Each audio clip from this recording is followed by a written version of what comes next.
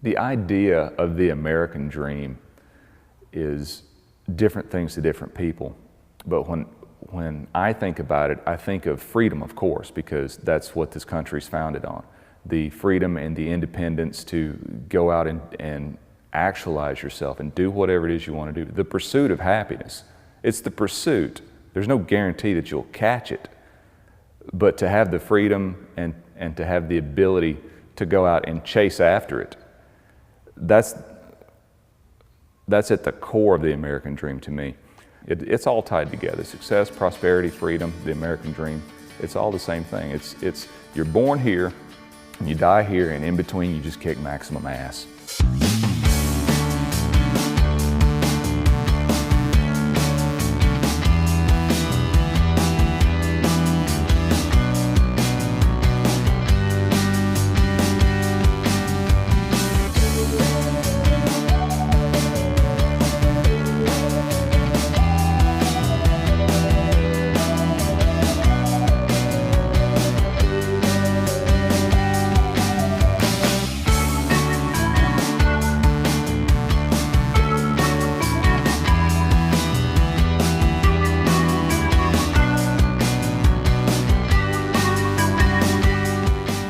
Today I'm in a special position where I get to spend my time helping entrepreneurs, helping folks fulfill their dreams, accomplish their goals through their business. And one of the things that weaves through the thread that weaves through all the stories of success of people that I get to work with today is really the history of the American dream. So to explore the American dream, we rented a bus, we went on the road for 5 weeks. And to me, you know, history is not something that you just read in a book or see on TV. If you're really gonna know history, you've got to experience it. You've got to be there, go to the places, go to the sites that have historic significance. My great-grandparents came overseas through Ellis Island, came from Ireland here to America. And really, America has always been a special place in the world that folks came to find freedom. So we're in Ellis Island now, and this is actually the main processing room. I guess from 1890 to about 1950, this was the main processing center for the United States. They'd travel, you know, on a steamship over here, exhausted, tired, hungry, come through this processing station, hopefully get approved to come through, and then from there, you know, they'd be in America. Welcome to America. And starting to pursue their dreams and build a better lives for themselves and for their families. So pretty profound when you think about it. And for most, you know, over a third of Americans, this is where it all began. One of my favorite stories of that being expressed in today is the story of Dragon Door. Pavel coming from Soviet Union, John Duquesne coming from the UK, and really, it's a wonderful story of an entrepreneurial journey through the American dream.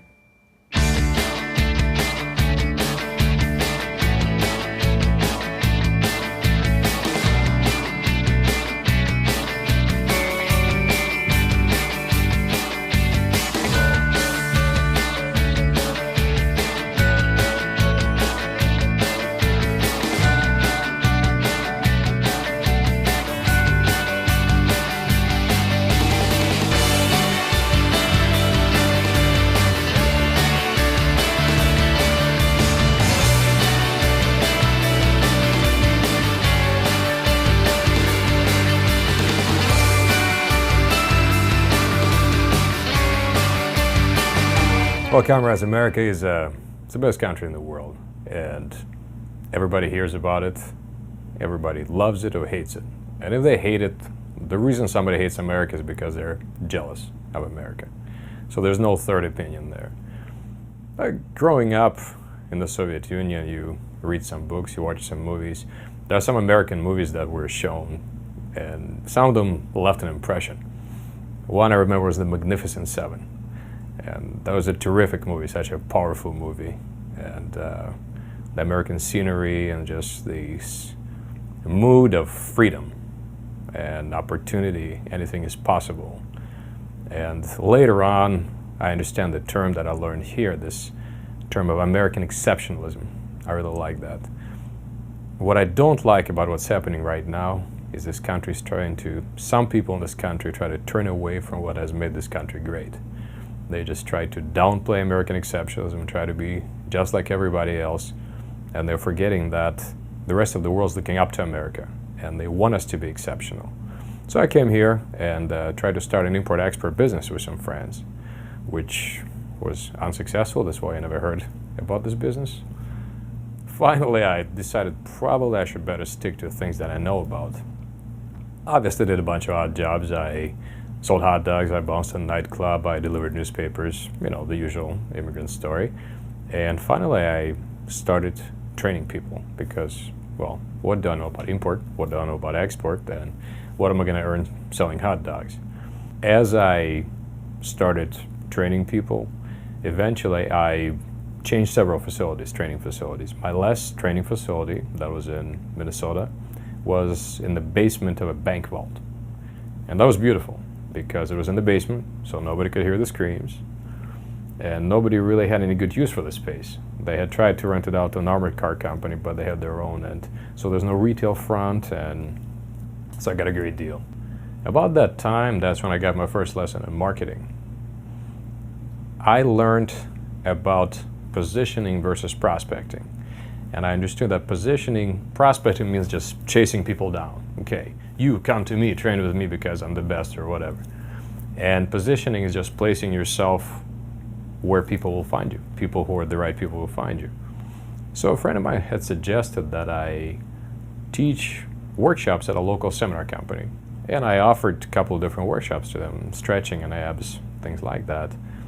As a result, as I learned early on, that worked great because instead of paying for marketing, I was paid for marketing. I wasn't paid much, maybe a couple $100, but nevertheless, every time I would teach the course and people would come to me and say, well, do you offer private training? Yes, I do. And here's a great example of positioning again. And this wiry, ascetic-looking Englishman took my class, and he walks over to me afterwards and he introduces himself as John Duquesne and is asking if I'd like to write a book. And that was the beginning of a wonderful friendship and a terrific business relationship with John Duquesne and Dragon Door. When I first founded Dragon Door back in '91, there was one impulse, which was excitement about sharing my passion for Tai Chi and Qigong with the world, and that was about it. You know, I didn't have anything at all well figured out about how that was going to play out in my universe, or anyone else's universe for that matter. It was just a kind of vague sense of the desire to get the word out, and I didn't really know what I was doing on many, many levels.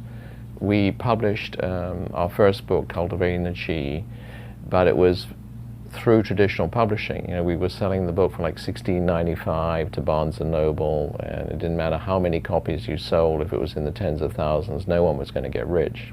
I then also organized a couple of certification systems for people who wanted to instruct in medical Qigong and other aspects of Qigong. So that developed. However, I was in a desperate financial situation, no question. And, you know, the most scary moment came when I remember opening the door to an African-American gentleman who was there to turn off my water because we hadn't paid the water bill. And we somehow managed to come up with the payment for the water bill. And I had lots of situations like that where we had a terrible time staying alive. I had a little office over a car wash, and it got so bad that eventually I approached the guy next door to me who was above the car wash also, John Kramer, who had a limo business.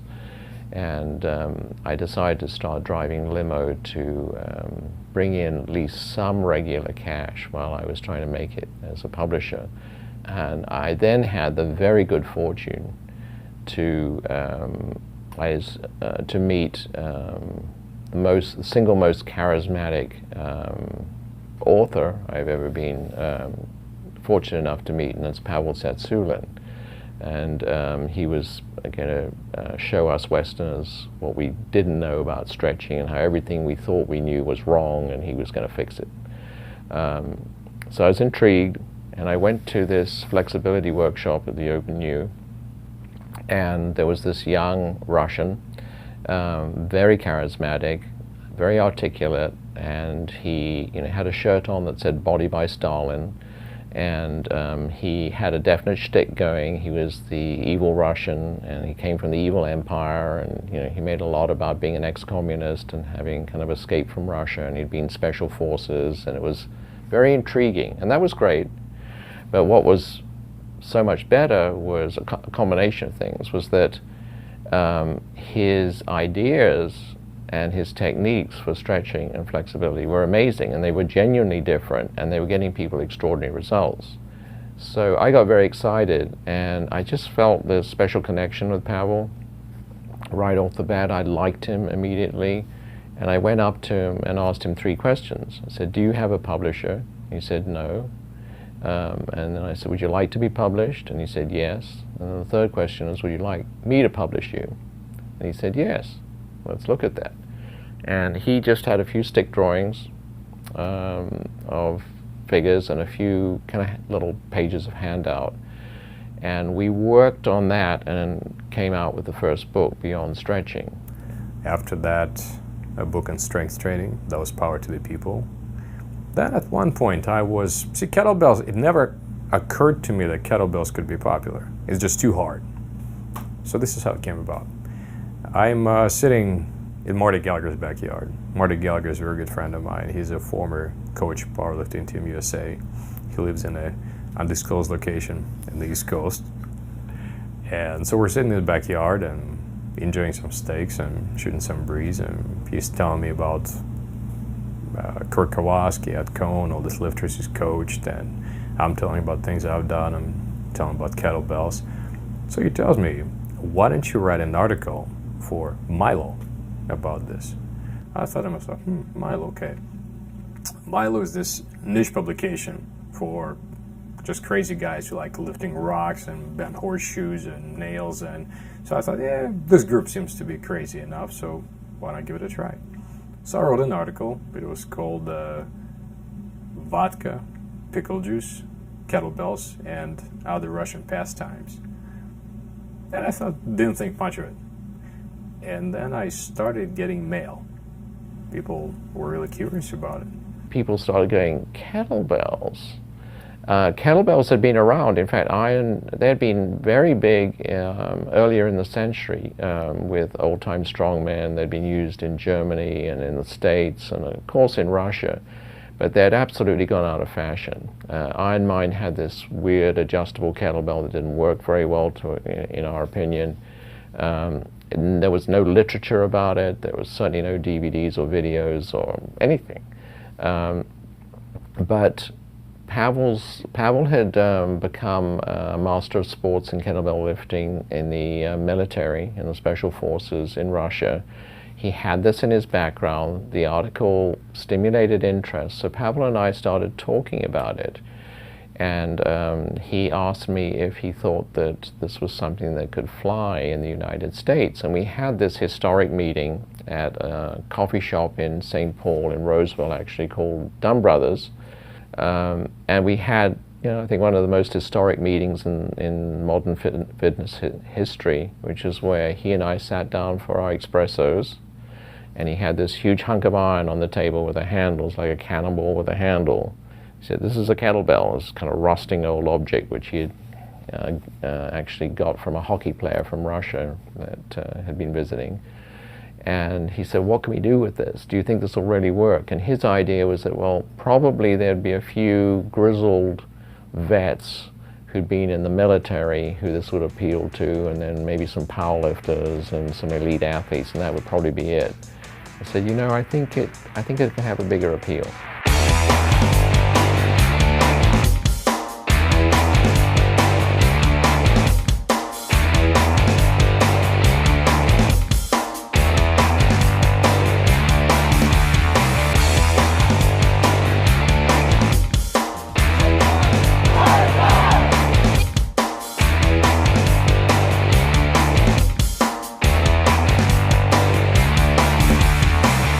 Comrade, the kettlebell has been instrumental in weeding out weakness out of the Russian gene pool. And now you're next. You are on the Soviet territory, and you are becoming a better man. If you don't know how, I'll teach you.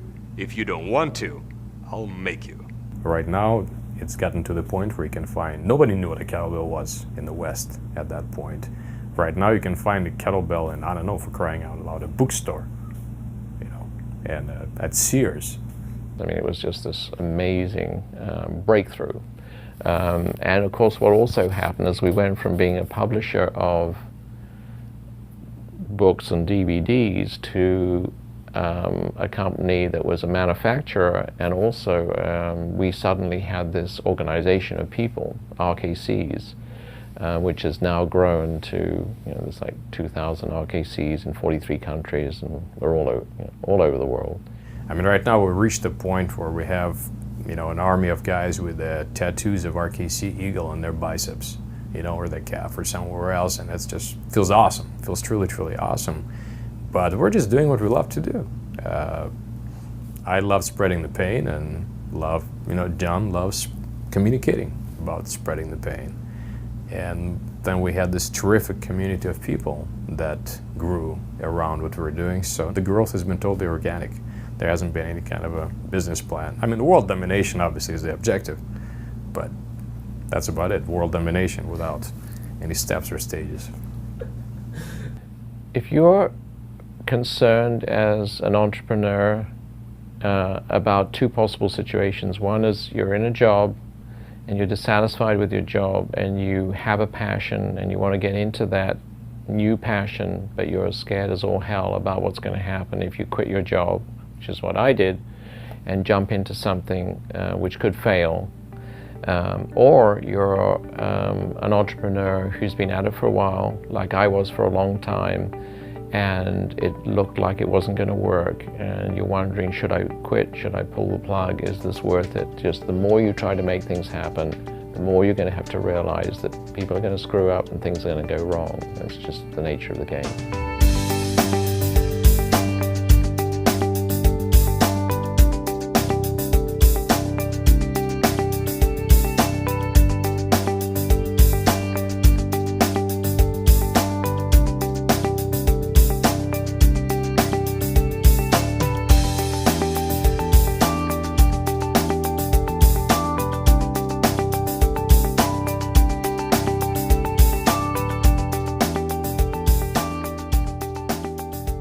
You know, working with a lot of folks on development of their business, development of businesses is really about development of the entrepreneur, development of ourselves, because people are what lead businesses. Businesses don't grow themselves.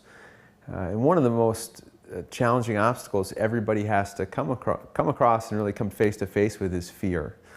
And that's the, I think, you know, it's one of the most frightening parts and also one of the most exciting parts of the journey.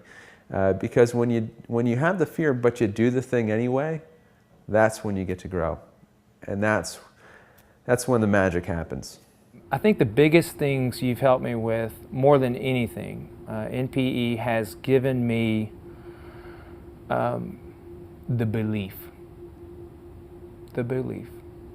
You know, I didn't set out here and 7 years ago, 8 years ago, and really think that I would have a business that supports me and that I'm not a slave to my business. I thought I would be I didn't know at the time that's what it was called, but yeah, you own your own business. The belief, that seed that was planted in my mind, to be able to walk up to presidents of companies. You would have talked to me 2 years ago, I wouldn't have told you that. You gave me the belief that you can do that. You can walk into a room, sit down, and tell them who you are proudly, confidently. It's the real deal, man. It's the real deal. Y'all changed my life completely.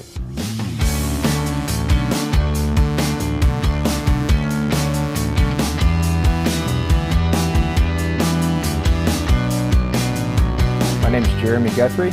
I'm the owner of Texas City Boot Camp in Texas City, Texas. I got started in the fitness industry when I went through a time in my life where I really didn't know who I was anymore. At the time, my life was in turmoil. My brother was in prison. you know, my mom and dad, they both had been married 3 times before I was 18. So I shook a lot of hands, and, you know, I really didn't have that stable family in my life that I was yearning for at that time. And so one Sunday evening, sitting down, you know, it was a rainy evening, and sitting down, I can remember it to this day. I was at the coffee table, and I just sat there and asked myself, do I even deserve to live anymore? At the time, that Sunday night, I was 280 pounds. I've got pictures that are just, you look at them and you think, what is this guy doing going into fitness? But I was 280 at the time. I was about 40% body fat. I was miserable, and that Sunday night, I made a decision: either take my life with the 45 on the table, or make something out of myself and really prove everybody wrong and fight the own problems inside me, the things that were telling me you can't do it anymore. And all through life, everyone would tell me, Jeremy, you can't do it anymore. And they would tell me that. And I kept replaying that. And so instead of doing the unthinkable, I still got the book. It's a book I wrote, my 3 things I wanted to do in life. Number 1 was help someone. I just wanted to help someone because at that time, I needed a friend. So the second goal was be a friend to someone. And the third was be happy. I wrote those down, and I still got that book, and it reminds me of what you can do when you put your mind to something. And so I wrote those goals down, and then I went to work out. I said, this is how I feel. I feel great. Wow, I forgot about how I felt when I worked out. And so it became clear to me what exactly my life was here on this earth for. To live life by giving back and showing others, bring others up, make people happy, make them feel good about themselves. You know, show your heart, be somebody. And that was, to me, was like the turning point.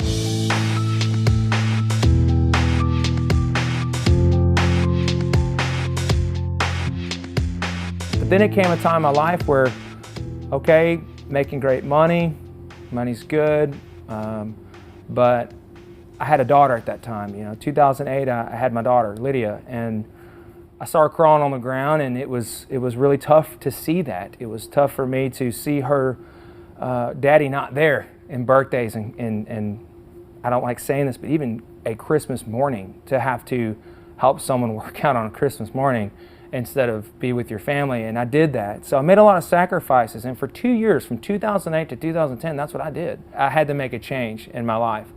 I knew something had to be done. And so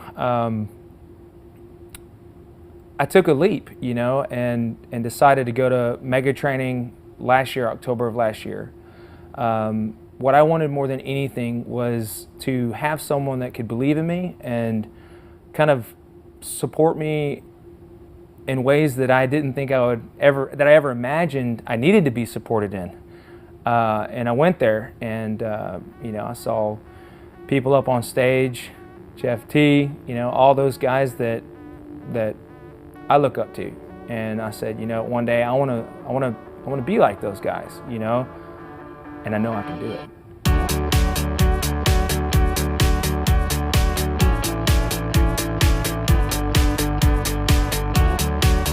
I joined VIP, and in a matter of 3 months, I had all this system and structure down. And next thing you know, we sent out a campaign. 48 out of 48 converted to prospects for 21 days. Out of those, converted 17 for over $38,000. Okay. Now, from a small-time man like me, country boy, I mean, to me, that's a lot of dinero when I was grossing average every single year up to this point, $75,000 in a year. My average clientele was 12 clients a year, average. I take home $4 or $5 a month. You know, I had no overhead in my house and thought, woohoo, but I was working 80 hours a week. So here I am sitting there thinking, okay, I've got 80 hours and now I've got, wow. So we're only doing 8 boot camps now. We sign up 17 more people. I'm doing 8 boot camps a week, Monday through Thursday, 5:30 a.m. and 5:30 p.m. Got a good team, got a good staff, got clients that love us. What more could you ask for? And we're doing cash flow of $10,000 a month, and this was in February. Look down, gross receivables, $59,000. $59,000, okay. Fast forward now, you know, I don't have to sell a thing for a year if I didn't want to, if my passion wasn't there. I could put this on autopilot because of the cash flow. Everyone, except for 2 people, signed 1-year contracts. And if your systems are in place and you create raving fans, you give good customer service, and you show those people you really do care and you really love what you do, baby, nothing can stop you. And that's really what it's all about. Nothing can stop you. And now I know that the potential is there. What these guys have done is they've given me a program where I can sit down and I can do whatever I need to do, be off on Fridays, work boot camps mornings and evenings. Great, if I want to do boot camp, I can. If I don't, I can contract that off to one of my staff. But I can work 8 hours a week. I was scared, man. I was scared. It took me 2 years to join VIP. I remember back in 2008, community called me up and, no, I'm good. Yeah, 80 hours a week, 2 years later, doing that every week, yeah, that's where that'll get you. You'll be like, okay, I'm done. You can't beat a dead dog. And I was at that point, you just got to take the leap. And you would came to me in December and said, Jeremy, this is what you're going to do 5-8 months from now, I'd tell you you're crazy.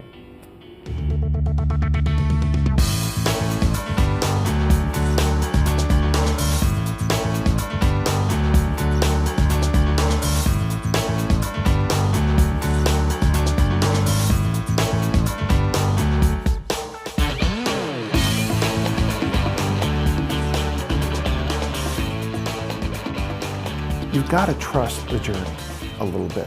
You've got to trust the path. For whatever reason, and you have gotten to this place where this is something that you want, you have to trust the path. As you go through life, your options narrow and narrow and narrow. One day you get this goal. Almost always it makes sense when you do this. Look backwards over your shoulder. You don't, I mean, I've never had someone just kind of show up and call me up and say, Dan, I want to be a world champion in the Olympic lifts. Why? Well, I was on Wikipedia and I saw that was one of the sports. No, there's always a story that gets you there. So I guess on that, trust your story, trust your journey. Number 2, there are mentors out there. There are people willing to help you. But you've got to do a little bit too. You've got to walk that walk. If you take the steps forward, mentors will show up to bail you out.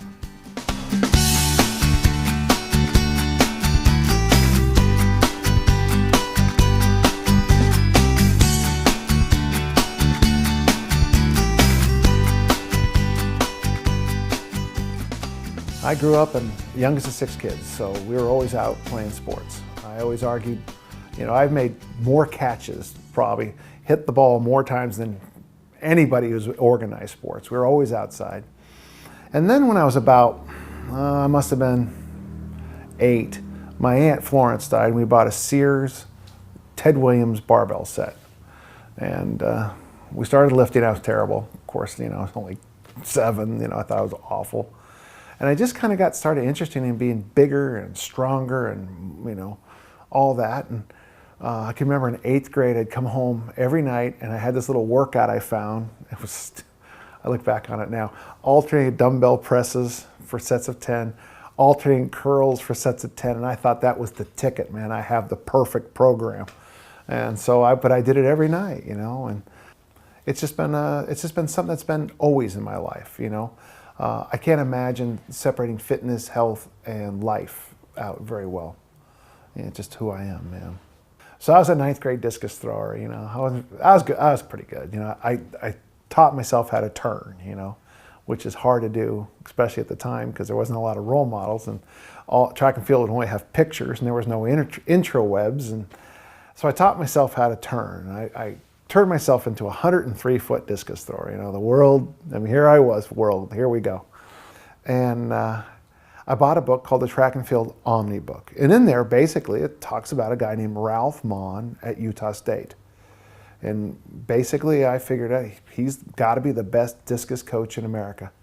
I want to go to Utah State. We're talking about a 118-pound middle linebacker saying he wants to go to Utah State University on a discus scholarship. And 6 years later, getting that dream. In hindsight, I look back on my time at Utah State. It was a wonderful time. Wonderful time. In fact, my senior year, I can remember I was around April, April my senior year.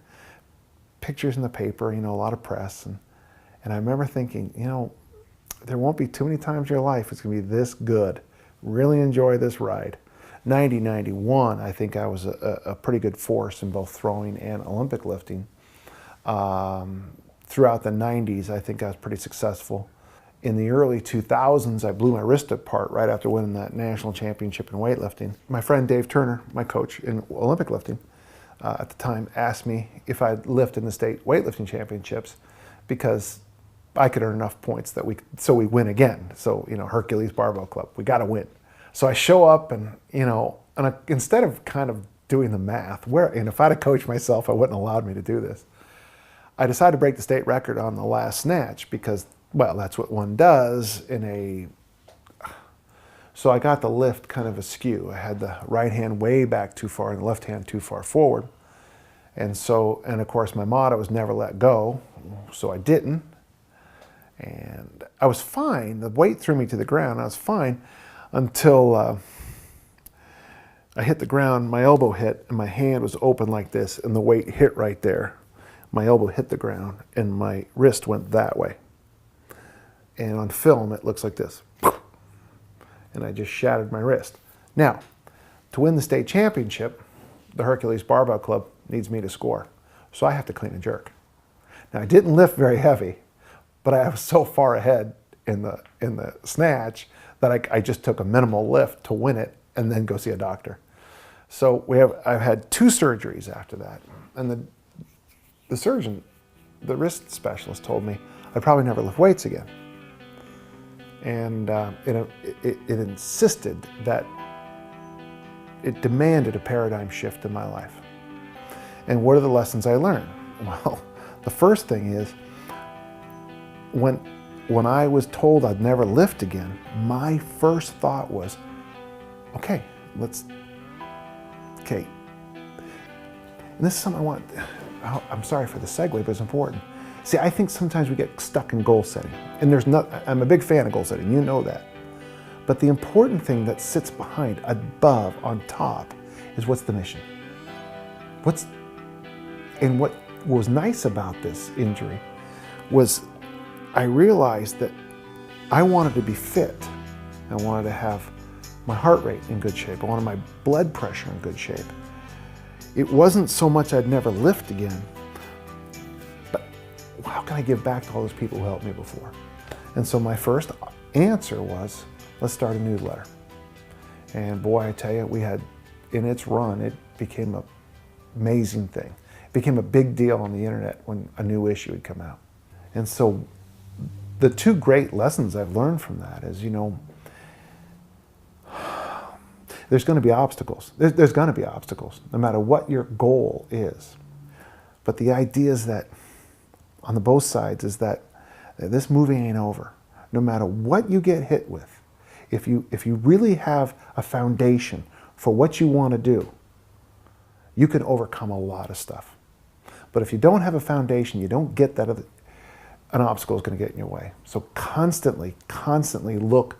And I always tell people, look backwards a little bit. Schopenhauer says something interesting. He says, you know, as you get older, and I'm 54. I mean, that's not older, but it's older. He says, all those random things that you thought were accidents in your life, when you look over your shoulder backwards, it's what drives you to where you are today.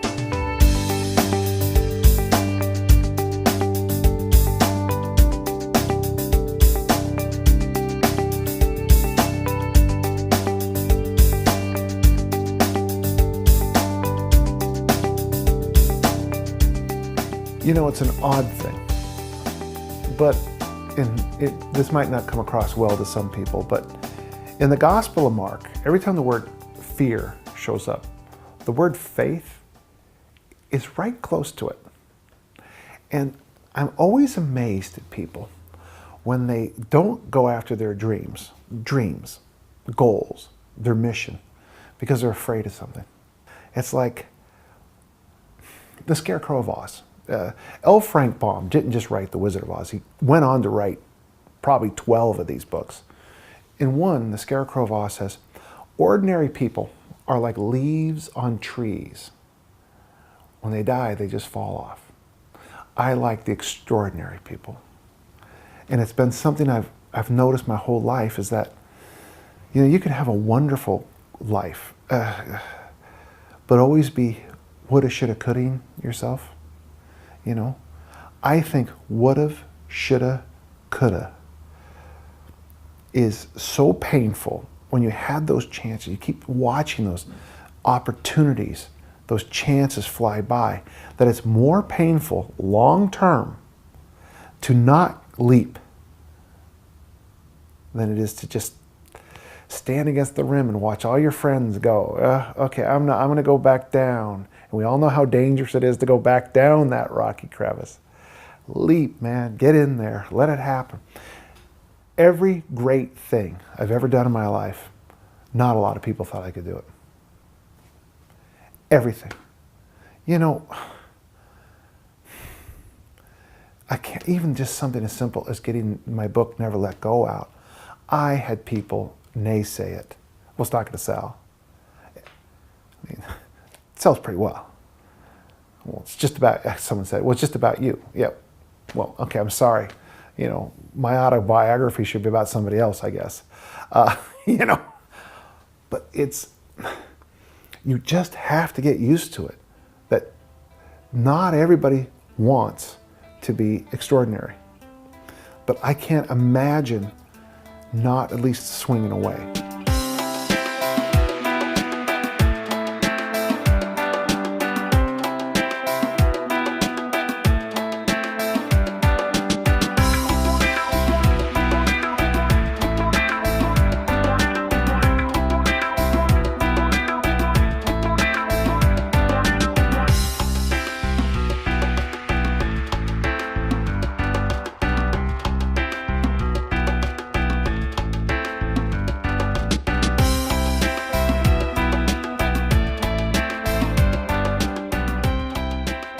I think freedom is such a big idea. There's so many aspects to freedom. We talk about economic freedom, religious freedom, the freedom to just pursue our dreams. And it means so many different things to many people, but is by far, without a doubt, the biggest driver for entrepreneurs. For me, one of the biggest drivers to own my own business is to have freedom. I want to have freedom so that I can travel and have fun and not worry about what's going on back at home and not worrying about where my rent's coming from. You know, living life on your terms, being able to design your own schedule, be able to take, you know, vacations with my family where we do build those memories and that quality time. Because, you know, when I sit back and think on my childhood, I mean, those are the things that you remember. You know, I'm able to do more of the things that I enjoy, which is triathlons and marathons, and when I'm doing that, I know that it makes me a better person, a better leader for the company, a better husband for my wife, a better father for my kids. And that freedom would not be possible if it wasn't for NPE and everything that they've taught me. Freedom to me is definitely following my passion. It's about doing what you love. It's about that passion. It's finding, you know, what drives you from, you know, your heart. And I think I've found that success. I really have.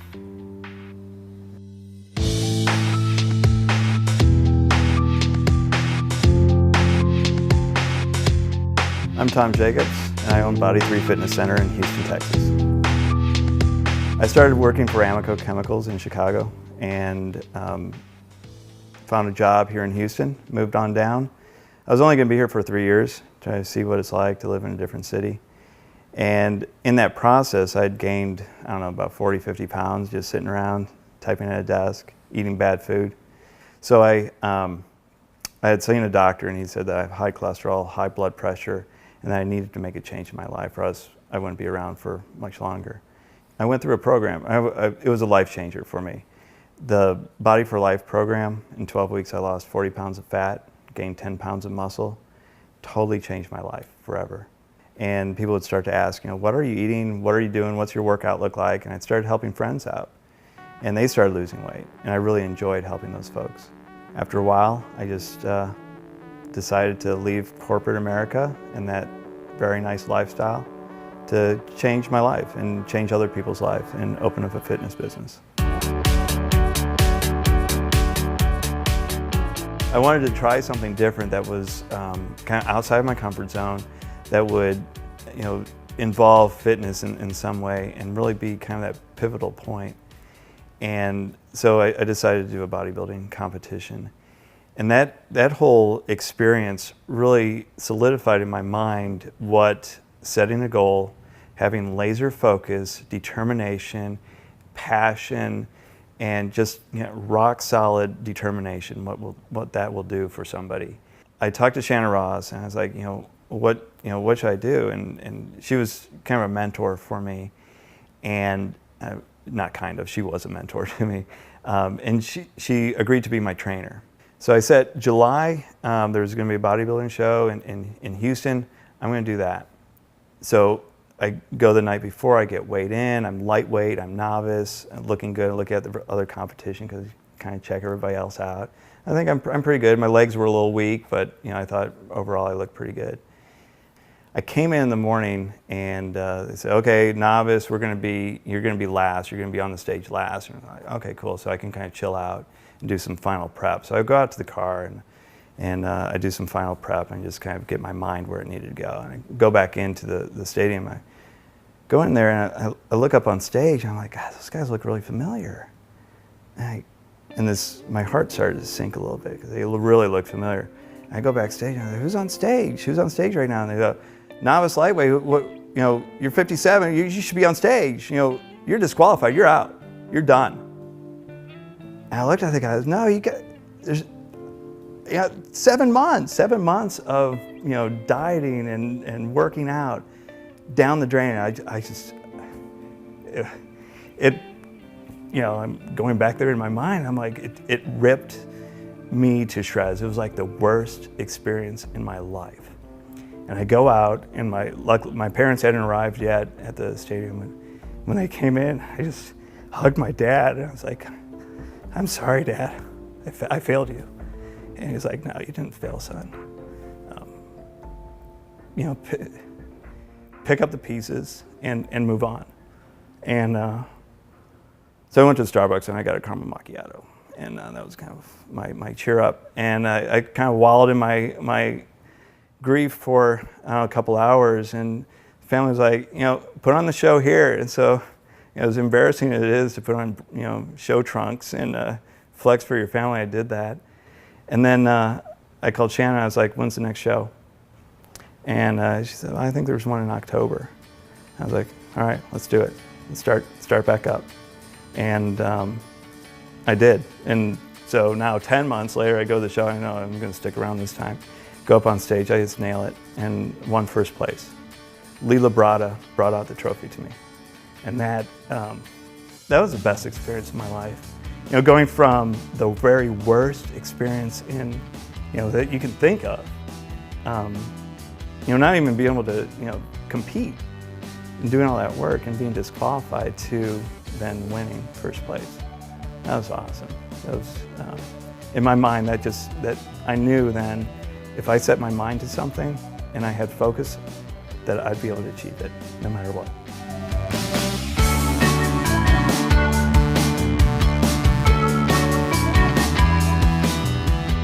So the first year, I didn't own a facility. So I quit in January of 3 years ago.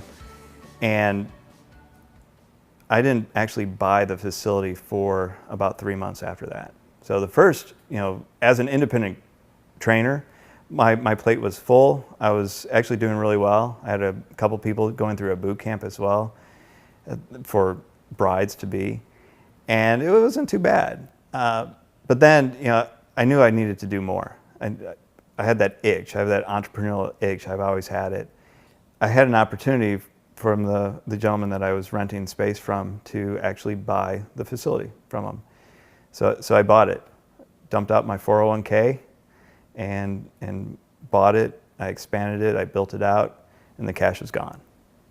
And I was like, well, now what do I do? And I saw what Shannon Ross was doing, And so I was like, God, who's she working with? I knew she was working with somebody. And so I call her up and I said, who are you working with? And she said, you know, Sean Greeley over at NPE. They're doing some really great stuff there. And so, you know, I got on the website, started getting the marketing materials. I joined Gold, and I think a month later, I bought every single piece of marketing materials that you guys had.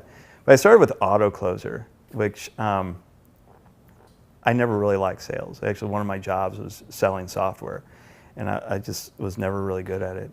And AutoCloser took me through a step-by-step process, and it was a passion of mine anyway, so it was a super easy sale. The second person that I sat down, we sold 100 sessions to. Right off the bat, payment over 3 months, and she's still training with us to this day. At that point, and that was 4 months into the owning of the facility, at that point I knew that this was going to be big, and that I didn't have to worry too much. That first year, I think it was 400% increase year over year in that first year.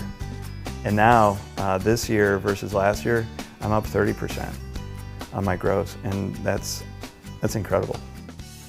All through my career, I thought I was the only one that could do things. I couldn't ask for help. I had to do it. I had to rely on myself. I'm a pretty smart guy, but there's people that are smarter than me out there, or they're better at doing things than I am. And using those resources to help propel you was absolutely pivotal. Hiring NPE to be there to provide systems, speed, all the processes, so that I'm able to create speed and implement faster and be better at what I do naturally. Absolutely, it's essential. You're not alone.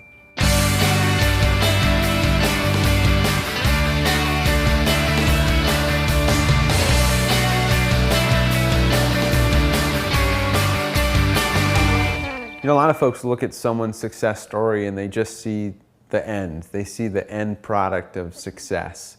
And a great story of someone who's achieved tremendous success but conquered obstacle after obstacle along the way is my friend Paul Chek.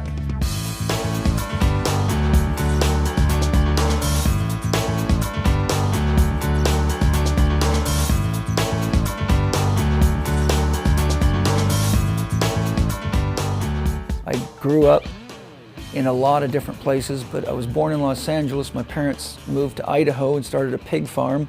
Then we went from there to Oregon and had a sheep farm. And my parents bought up sheep that were known to produce black wool through crossbreeding. And we took a whole cattle truckload of sheep and we immigrated to Vancouver Island, British Columbia. So I got there when I was 12. I lived there from 12 to 22.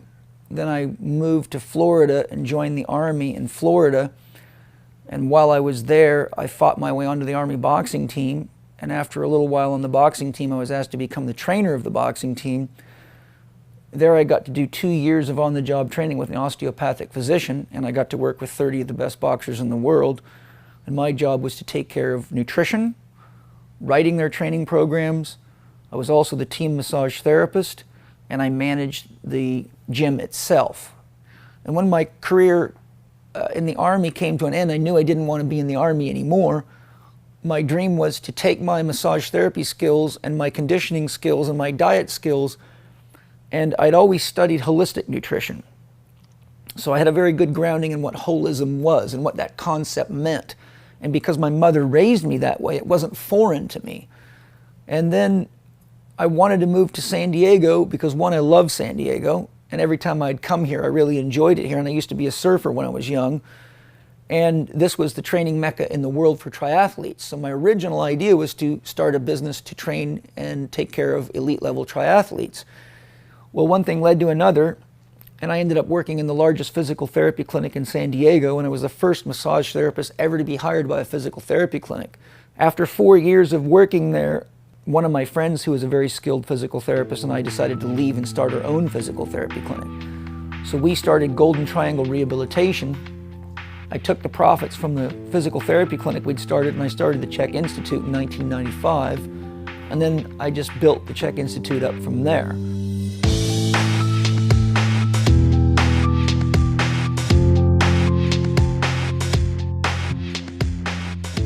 It wasn't an easy go at all. In the beginning of the Institute, for the first 2 years I was teaching seminars, I lost $131,000.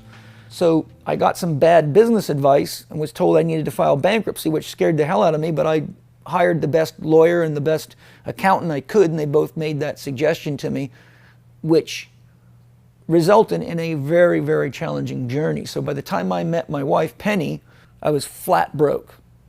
I was going through a bankruptcy, and Penny has a master's degree in biological anthropology, a master's degree in exercise and sports science, and a master's degree in business administration, an MBA. So she was my dream girl. She allowed me to focus on what it is that I really do, because I don't enjoy business. It was sort of like torture for me. I like to teach and I like to share. I don't like to get involved in issues of money and all that stuff. It's like two different kinds of mind, and it's like living two lives at once. And I've watched a lot of therapists collapse trying to do that. So my career unfolded like that, and my wife was really the one that rescued the Institute and put life back into it. But that said, we've both had to put up with a lot of challenging, scary times where it was hard to meet our overhead and pay our staff and our instructors, and so we've had to give up a lot of sacrifices. Penny and I have gone without paychecks for months and months at a time, just barely surviving to keep the Institute going.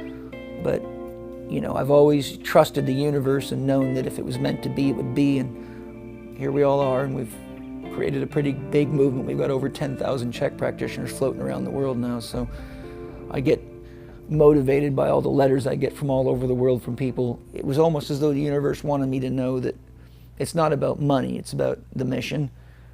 Osho said, never judge a teacher by how many students he has, but by how many masters he creates. And I, at my own level of judgment and standard, can say, if I was to die today, I've left enough real masters behind to transform a large body. You know, if you think one apple tree seed can grow potentially untold numbers of apples, right? Well, to me, each one of them is a seed with enough seed knowledge of the authentic things we need to know to live a full life, that they will continue the work that I started for a long time after I'm gone. That is what makes it worth it for me. That's where the medicine is for my soul. That's what keeps me going.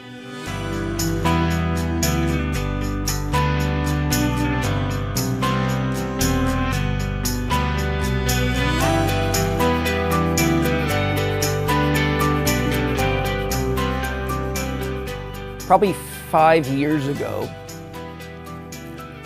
one of the things that kept coming up over and over again with people that would look at my system or were studying it is that, God, 7 years of training, man, it's so deep and so complex. And, you know, to be a CHEK practitioner isn't just to do what I say to do and go repeat it. My whole philosophy is you cannot give what you do not have. You can't do emotional counseling until you've healed yourself to the degree that you're more healthy than most of your clients. I say, if you're not at least one arm's length more developed than your client, you're not a teacher, you're just getting lost with somebody, and you shouldn't charge them for that. So because of the sort of the stigma out there that studying with Paul Chek is not easy. You know, it's not like just going to school. You got to do your own work, and it can be like getting rototilled, you know.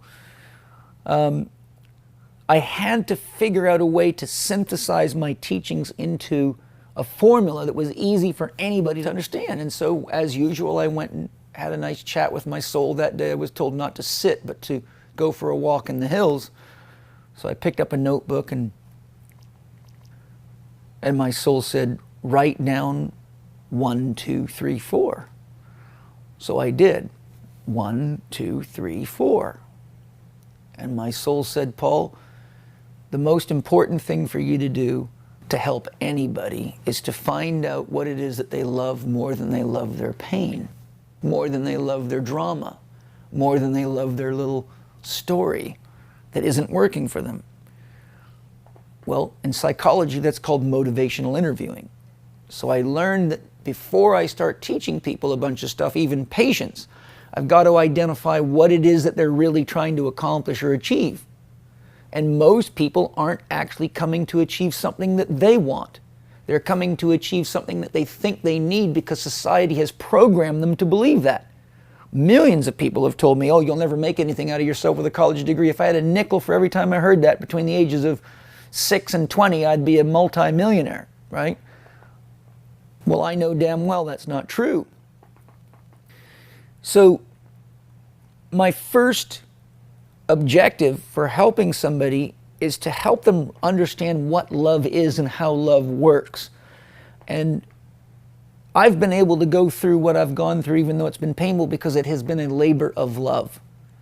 I am doing what I authentically love to do and what I authentically see is the most valuable with the knowledge and the wisdom that I have. Then my most important thing to teach them is, okay, now let's look at what love is.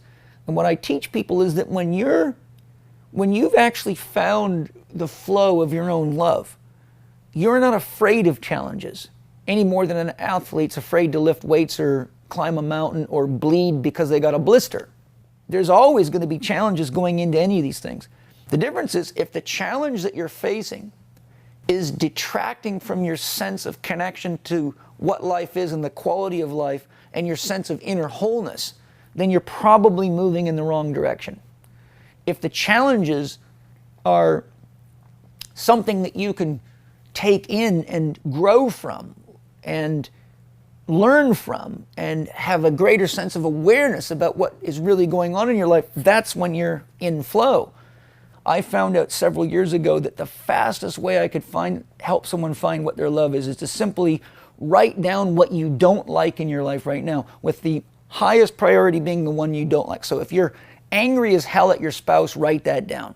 If I hate being married, okay, good, write that down. I hate having a low-paying job, good, write that down. If you don't know what you love, tell me what you do not love that you're willing to change. So then sometimes I get a laundry list, like, whoo. So I say, okay, let's just start at the first one. If you know what you don't want, all you got to do is flip it over. I don't want to be fat. Okay, good. Flip that over. I want to be healthy and thin. Fine. So no matter what it is, if you don't know what your dream is, all you got to do is know what you don't want. And by getting your life right so that you're taking responsibility for creating a life that feels good, you find out that as you feel good, it's easier for you to love. And as it's easier for you to love, it's easier for you to be still inside and accept that there is love everywhere in the universe. And that process ultimately is like climbing an invisible ladder, and all of a sudden you wake up one day, bang, I know what I want to do. I want to be a park ranger, or I want to be a school teacher, or whatever it turns out to be. But that process is absolutely essential. Otherwise, you can think you've got a love, like a lot of men think they've got the love of their life just because their new girlfriend has a nice backside and pretty boobs and they have wild, passionate sex. But as I say, there's sex and then there's 23 more hours every day. So if you're just flirting with your loves, they will be like girlfriends. But if you're honestly interested in making a life that's fun and enjoyable to live, and you don't know what you want to do, all you got to do is go through the process to take the reins of your own life and create a life that's enjoyable no matter what you do. Being a mechanic, being a school teacher, being a scientist, being a farmer, I don't care. Most people can learn how to find their legacy just by taking responsibility for their own life and going through those steps. And once a person does that, it's as though their inner self is sensitive to their life path. And they don't need to be pulled around or pushed around like a puzzle piece or a checker on a checkerboard. They just feel the draw. And then off they go. And I get to watch that.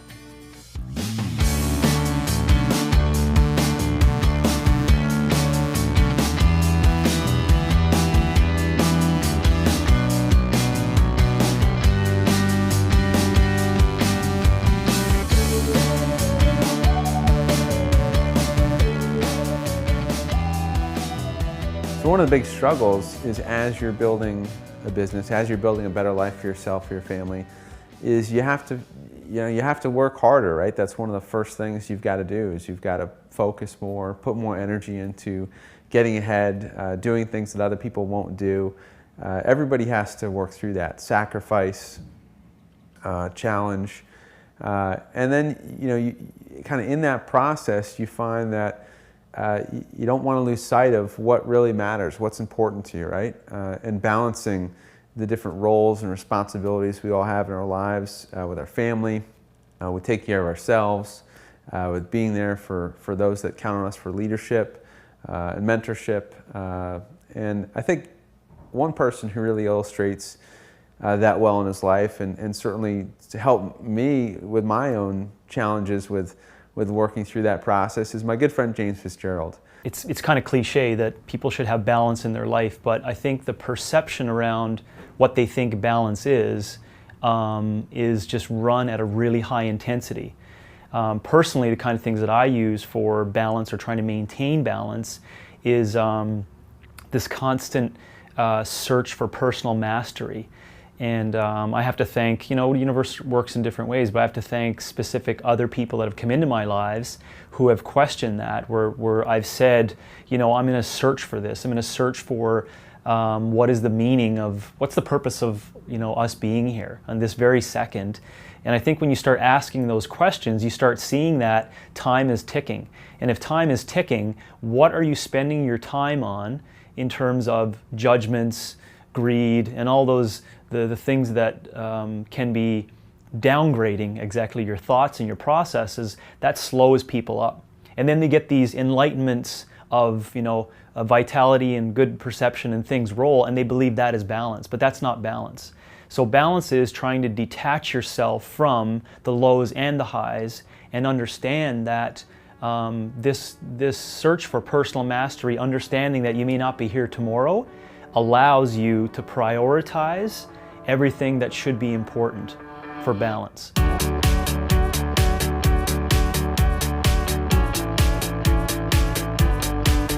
My name is James Fitzgerald. My business is Optimum Performance Training, and I'm from Scottsdale, Arizona. Throughout my youngest age that I can remember, I was involved with hockey. I can remember my parents giving me a hockey stick and putting the blades on and lace up the skates and push a little piece of wood around in the ice rink back in Wabush on a freezing day, and just that day forward thinking that what that was called, it's called sport, being a huge part of my life.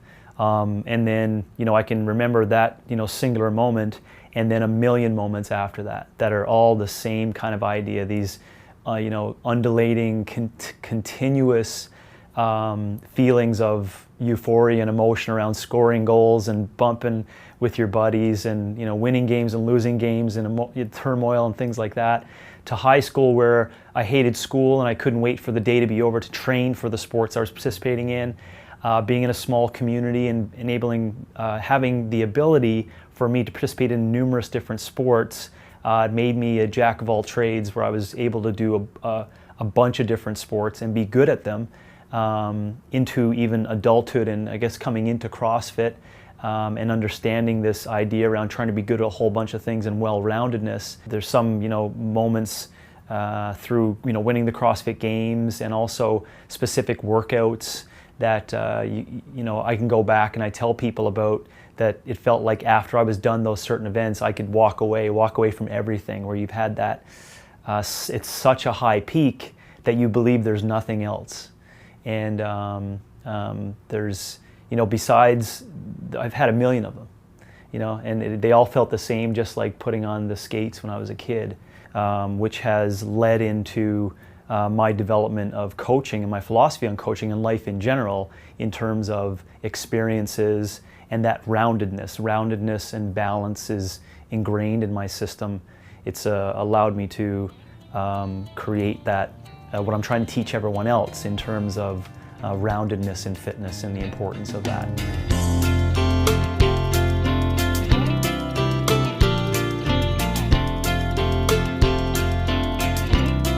I think that some people may struggle with trying to create life's balance because they are attaching judgment to their day-to-day performance or their search for what is the purpose of all things. And I think when you start asking those questions, you go down a really scary road, because you start asking things like, who am I and what is my purpose here, and what's the real reason for me to be here and doing my job and doing the things that I do. Is it a father? Is it a strength coach or whatever? And when you start asking those questions, if your perceptions have changed throughout your life that make you realize that when you ask those questions there's not much there, that's a very scary proposition to have. So when they find out who they are, it creates balance. And I think that for whatever reason it is, there is a lot more trouble today in trying to find that balance. And that's my job, is to try to teach people about that, teach coaches to teach other people as to what that means, both in athletics and in life.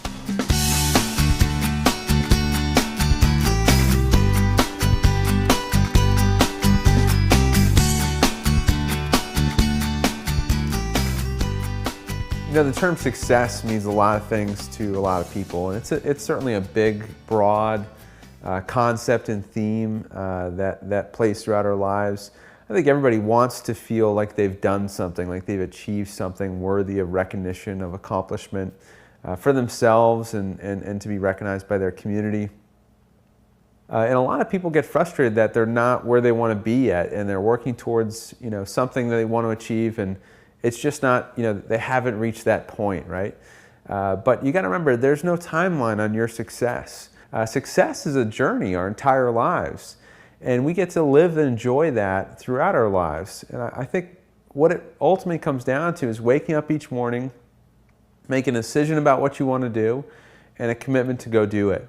And if you wake up and you do that every day, you are successful. Success, to me, is a pretty broad subject. I think that at its core it means you decide what you want to do, then you go do it. And that's really kind of the core definition of success. In order to do that, you first have to believe that something's possible. And I talk about this when I do strongman shows. If you don't believe it's possible to do a feat of strength, then it's not going to happen. Then you have to believe that it's possible for you to do it. Because if you look at me and see me bend a piece of steel, or you look at my business and see that I'm growing my business and I'm helping people, and you think, okay, that's great, but that's him, that's not me, and I can't do it because insert lame-ass excuse right here, then it's never going to happen for you, because you have to believe that it's possible for you, not just that it's possible. And then once you believe it's possible for you, then you have to start taking some sort of action towards it. Whether that means educating yourself some way, or just the very act of writing down, I will, and fill in the blank with whatever the thing that you want to do is. That is the first action step that you take toward accomplishing things. Once you determine that you will do it, you'll find a way to get it done. And the next thing you know, instead of writing down, I will do this, you write down, I have done this.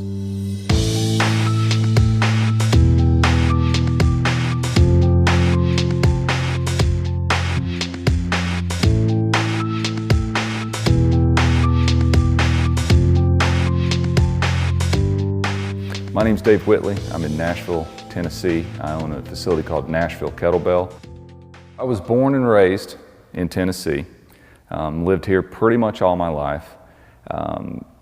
In a very small town, about an hour and a half south of Nashville. Grew up playing football and all that sort of stuff. I got fascinated with strength and all things having to do with strength when I was a kid, because I was a fat kid with a stutter, and kind of withdrew into comic books and that sort of stuff. And when the Incredible Hulk TV show came on when I was a kid, saw Lou Ferrigno on there and realized in my brain that even though it was pretend, that was actually a real guy painted green. And so it became possible in my little child brain to be big and strong, and so that was kind of my initial involvement in anything to do with any sort of physical training. So I got a set of weights for Christmas that same year and started plugging away in my bedroom.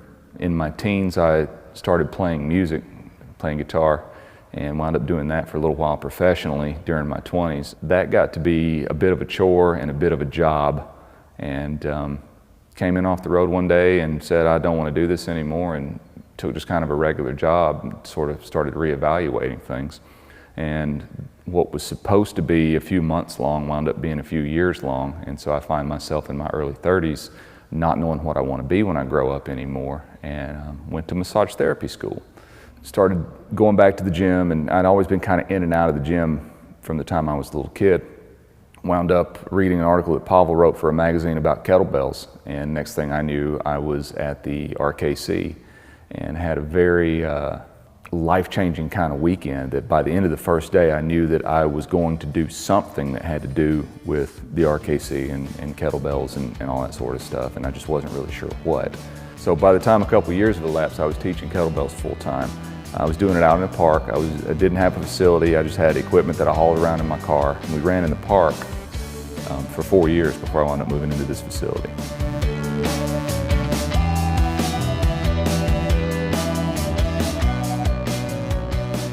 Over the course of time, things kept getting better, and eventually I got to the point that I started reading business books, got turned on to Napoleon Hill, and some other good old school stuff, which was interesting to me because the old school strength training and the old school business coaching stuff is all just kind of repackaged now. And that's sort of the roots of all of it. It all goes back to Napoleon Hill. When he starts talking about the persistence and deciding where you want to go and what you want to do and every day taking a step in that direction, that's still stuff that I practice to this day. Somewhere along the way, John Duquesne did a promotion for MPE, and I wound up meeting Sean. Just getting to talk to the guy and hang out with the guy, I had an immediate respect for him. I could tell that he had integrity and that he cared about doing the right thing versus just doing it for the money. And unfortunately, in business, that's not always the case with people that you run into, but it's definitely the case with everybody that I've met, from Sean to Camellia to Eric to Dick, everybody in the MPE organization. I've yet to meet anybody, even the clients. Everybody seems like they're there to help each other, to get help, and to just promote a message of positivity and prosperity. One of the really cool things that locked me in and that I really appreciated with Sean is on our first coaching call, we were talking about pricing. I was talking about some of the obstacles that I was running up against with the idea of raising my prices, which is something he strongly encouraged me to do. And he immediately called me out on it, and I didn't even realize that I had set this limitation or this idea of lack programming up in my own brain regarding the prices. And I had some people that had been around for a very long time that were still paying the same thing they were paying 3 years ago, and Sean encouraged me to raise the rates on those people. And my initial thought, like a lot of people have, is if I raise the rates on them, then they're going to go away. All of them understood that it was a business decision, and being able to separate the business personality from my personality in dealing with people was a huge takeaway from that call. It showed me that Sean knows what he's talking about. It showed me that Sean has a lot of integrity and that someone that I am excited to work with, not just willing to work with because I know it's going to be good for me, but someone that I'm excited to work with because it opens up new possibilities that I may not have thought of yet. It's perfectly natural to experience fear, particularly of the unknown. And fear is not the enemy. Lack of action is the enemy. If you take a bunch of gazelles that are standing around the watering hole and they sniff and they smell the lion and everybody's afraid and they all run off except one, and the one that was too scared to run gets eaten. The action of running away from the lion, that's fueled by fear, and it's a healthy response for the gazelle. If you just paralyze yourself with fear, though, then you don't accomplish anything. You wind up getting eaten by the lion.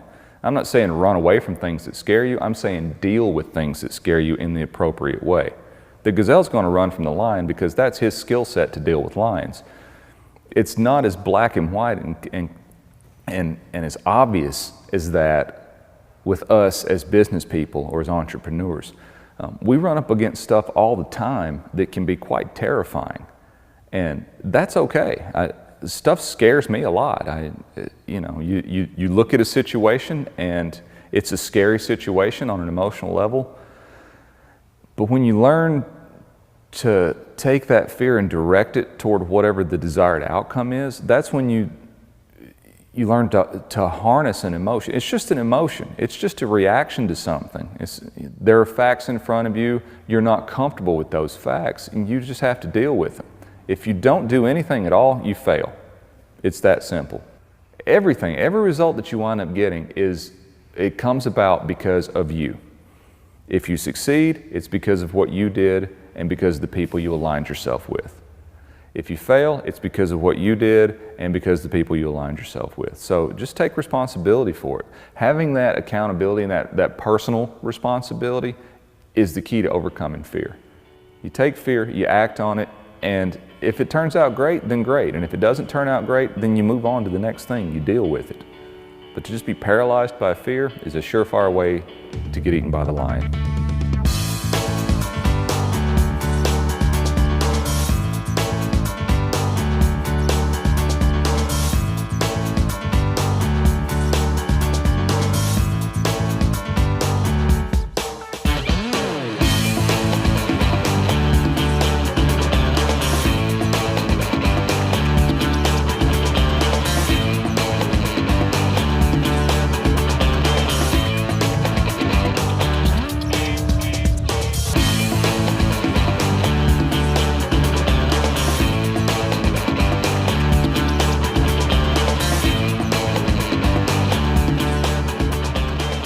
So we went on this trip to really seek out the American dream, and if you kind of dig underneath that, what lies beneath, it's really the story of the entrepreneur. It's the entrepreneurial journey, and really man's search for more in his life, for himself, for his family, for his feelings of success, accomplishment, wanting to freely express what's inside him.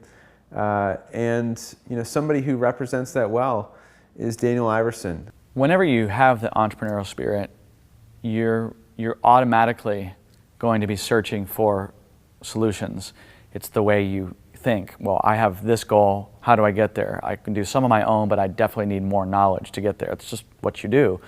Whereas people who don't have the entrepreneurial spirit and are the other part of the capital situation and are working 9 to 5, they're kind of, this sounds harsh, but I don't mean it harsh, they're kind of the common capital that makes the entrepreneurial system work. They're going to be stuck there, and they're never going to go past that vision, and so they may end up, it's kind of hardcore, but they may end up in their last days going, I could have been a contender, I could have done something, I could have been somebody, I feel like I'm already there. So am I super fabulously rich? Do I have multiple millions? No, I don't.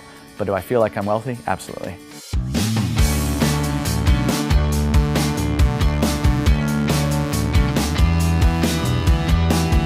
My name is Daniel Iverson. I'm from Portland, Oregon, and I run Portland Boot Camp.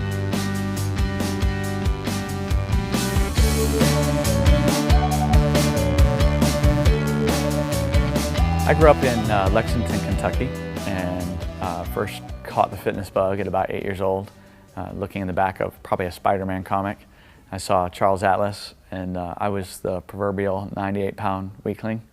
I just got my hands on everything I could get on for bodybuilding and fitness, which at the time was dominated by like Arnold Schwarzenegger and Frank Zane and all those guys. And I was like, someday I'm going to be one of those guys. And the years went by, and I actually went to college for music. I was on a scholarship for classical guitar, bizarrely enough.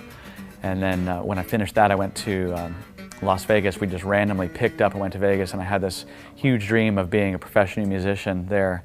I had been a professional musician for a while in studios. I was a studio guitar player and did reasonably well, so I thought, why not go for the big time and go to Vegas? So we got to Vegas, and I couldn't get a job as a musician in any legitimate way, so I was searching want ads and was taking anything I could get, from delivery driver to, you name it. And then one day I saw an ad for personal trainer wanted, and it said no experience necessary. And I remembered, I've been interested in this stuff my whole life. I've totally been into this. I work out all the time.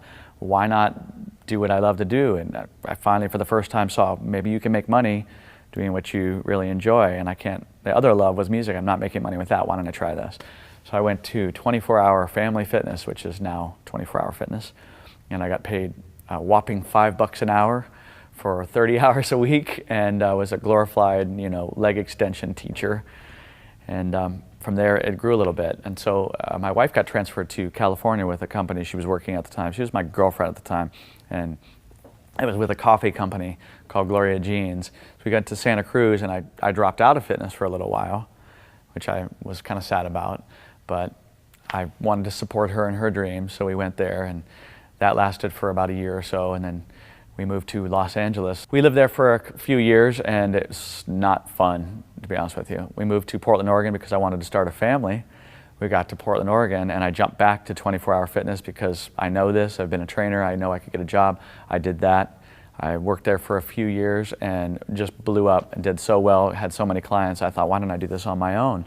So there was definitely fear involved when I broke away from the big gym, because here I am, I'm gonna go on my own, but I was so ready psychologically to just do my own thing. So it was this slow building of skills and understanding and studying, and then enter NPE, and it was just critical mass, and it's just like, it's like rocket fuel. It's like I was building the rocket, but not sure how it all fit together, and then NPE comes along and goes, here's the secret blueprints. And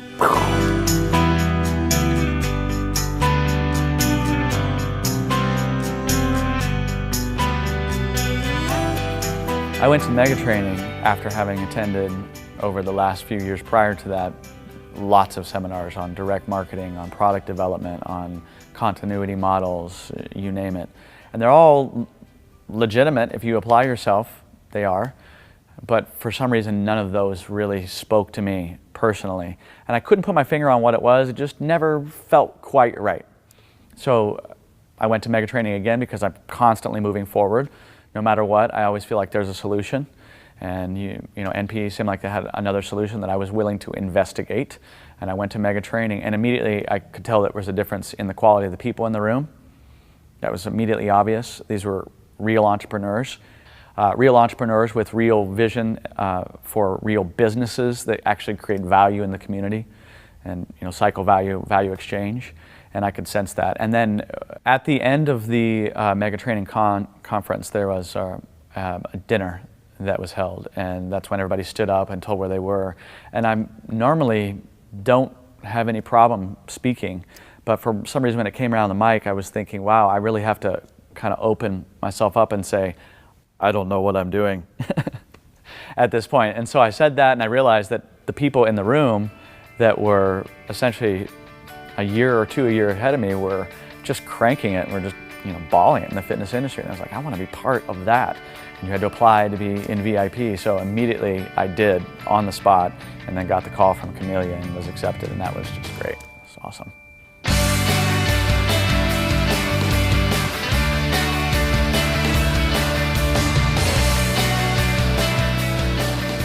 Before I started with NPE, I was doing okay, I think.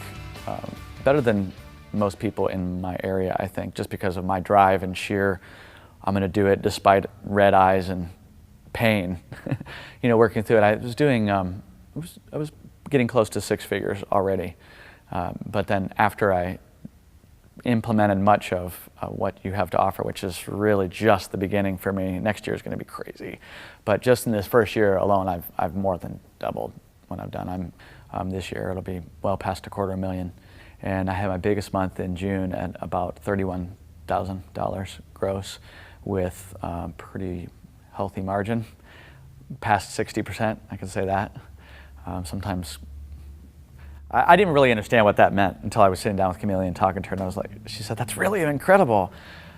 Really? Well, what do you mean that's really incredible? Because the average margin is much, much lower. There's so many costs involved. One of the things I did though, and I recommend this for anybody, is I built at the pace that I could afford. So I started in a park rather than having a space and just trying to blow up immediately. As far as lifestyle, that's where it's really at for me. The money is great, and I have no doubt that I'll make a lot more. That's fantastic, and that's why we're in business, partly. But for me, it has been the peace of mind of knowing that I have legitimate systems in place so that I can grow without limits. So where I am right now is, I think I'm 10 years younger. Even though I'm a year older, calendar-wise, I'm 10 years younger. I'm fitter again because I can focus time on my own fitness. I've got a better relationship with my family because I'm not pushing them off. I'm not stressed out saying I don't have time right now. And just that little thing is enormous. It's enormous. And for other business owners that are out there that are feeling stressed out, I know that they understand what I'm talking about, just the little things that you know, at your last breath, you know, how did things go, and you look back and you say, well, I had all these moments, or did you miss all those moments? And I know I'm going to get all those moments.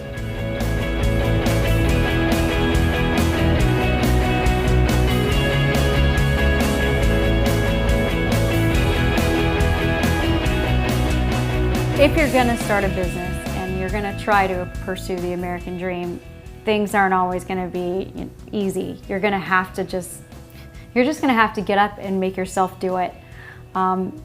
Nothing comes easily when you're a business owner.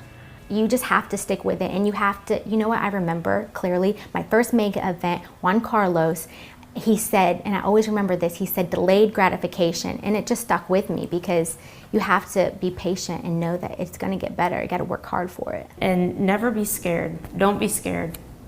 That's anyone sitting in that cubicle still wanting to do this fitness business, you can't be scared. You've got to just listen, get good coached advice from Camellia, and keep running with it, because at the end of the day, it will work if you get out there and you do it. Because there's never going to be the right time. There's never going to be the perfect opportunity. You just have to do it. Find what it is that you want to do in this business. Understand what your role is, and follow through with that. Follow your dream, follow a plan, and get a coach.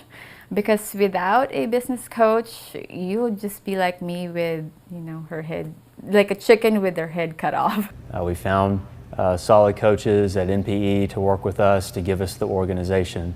So if you're on the fence about running your own business, I think that's what you need to do. You need to learn from the best, and you need to be willing to get help and coaching from those that know more than you do. What's the cliche, standing on the shoulders of giants? Go find people who are good at coaching people to build businesses like NPE, and do what they say. Just follow the instructions. That's all you have to do. Find somebody who's smarter than you, ask them what to do, and then the most important thing, do it.